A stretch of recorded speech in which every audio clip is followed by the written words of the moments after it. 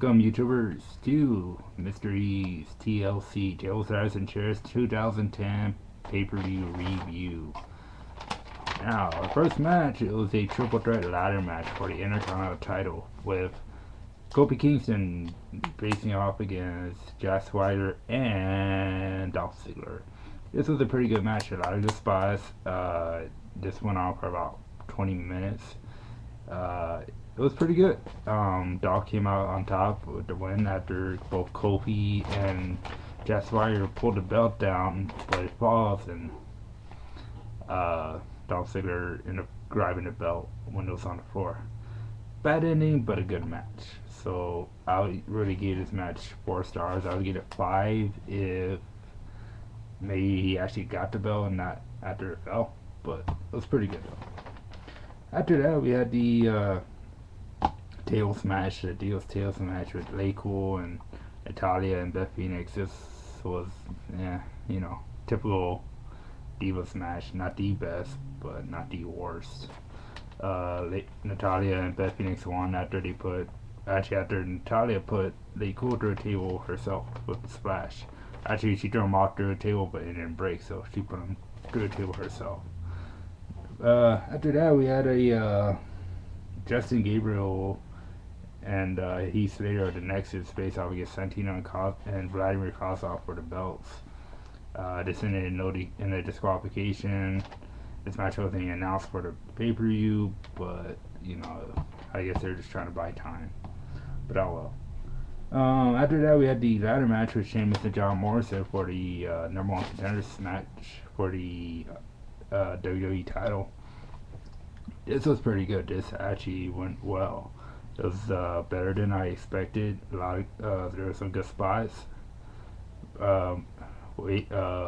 Sheamus worked on John Morrison's knee, which he injured a few times using the ladder.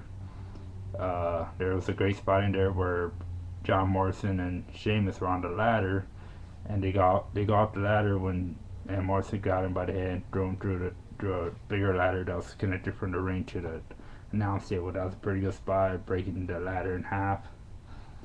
And then the end saw John Morrison trying to get the belt contract, and Sheamus, he pushes the ladder, and John Morrison catches the rope of his foot, and he pushes off, and you just see him kick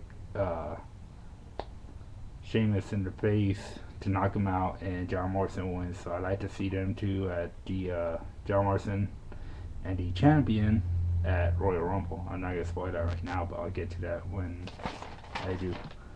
But that was a pretty good match. To me right there, that was the match of the night. That was really great. After that, we had the tables match for the WWE title, which saw the Randy Orton and The Miz. This was an okay match. A lot of interference from Alex Riley, as usual. I'm just glad Michael Cole didn't get involved in this, because basically he doesn't need to be involved in matches at all. The ending of the match saw where Randy, he had put Alex Riley through a table, and then the ref was already knocked down, so what Miz did, he came in, hit skull crushing finale on Randy Orton, took Alex Riley off the table, put Randy on it. He woke up the referee saw it, rings the bell, Miz wins. But when they're trying to replay what's going on, the referee sees it, restarts the match. Randy beats up Miz, he throws him in the ring, and Alex Riley's still under. Randy gets on the ring apron, and Miz pushes Riley into Orton, who falls off the apron through a table, and Miz wins again. So Miz is still your WWE champion, and as we already know, it will now be Miz and John Morrison at the Royal Rumble, and hopefully they could really deliver a good match, because 2 former tag team partners, they said they're Marty Jannetty and Shawn Michaels, the Rockers. So let's see where they go. They did face off, so let's see where they go with it now.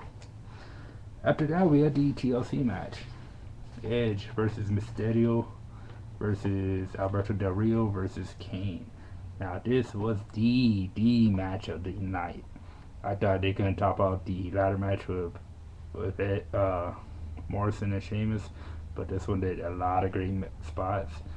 With Kane going through a table, Alberto Del Rio went through a table.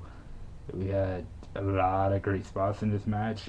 Edge came out on top. He's now 10-time world champion, and I'm assuming they'll probably have a rematch with Kane on after Royal Rumble. But advertisements here in San Antonio are advertising Kane versus Edge for the world title on SmackDown. So either it'll happen on SmackDown or it'll be a dark match, and basically we'll miss that unless you're there. And then the final match was John Cena versus Wade Barrett. Now earlier in the night, John Cena took out some of the members of Nexus in the locker room, and they took out Wade Barrett right before the match, and John Cena ended up coming up on top after he FU or attitude adjustment. Now Wade Barrett onto 6 chairs that were lined up together, and he won the match. After that, he started beating down Barrett, hit him with the chair 2 or 3 times, and then they were right there by the stage, and he put this platform, or I don't know what it was, but he put it on Wade Barrett. Well, he slammed it on his head, kind of, and then he saw he looked up, he see the ropes that were, or wires, whatever you want to call them, that are holding the chairs. So he pulls it down, and all the chairs fall on top. We get into a pay-per-view, but I think they should have let the TLC end it. It was a really good match. Overall, this pay-per-view was okay. I seen better. Last year was a whole lot better than this year, but I was really happy with the ladder matches and the TLC matches. I was really happy with those. But that'll be it. I'll be doing Royal Rumble next year, and see you then. Later.